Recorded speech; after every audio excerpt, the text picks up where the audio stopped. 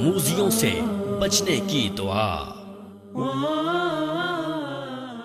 سہیل بن ابی صالح اپنے باپ سے روایت کرتے ہیں کہ میں نے ایک آدمی سے سنا کہ ایک دن اس کی موجودگی میں ایک شخص اللہ کے رسول صلی اللہ علیہ وسلم کی خدمت میں حاضر ہوا۔ اس نے کہا، اے اللہ کے رسول صلی اللہ علیہ وسلم، رات مجھے بچھو نے ڈس لیا اور مارے تکلیف کے میں رات بھر سو نہیں سکا۔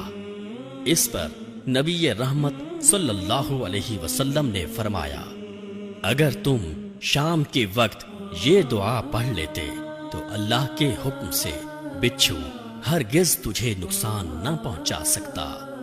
اعوذ بکلمات اللہ التامات من شر ما خلق۔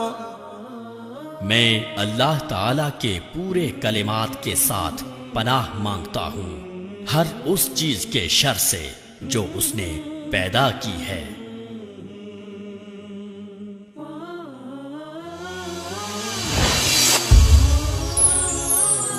پیغام ٹی وی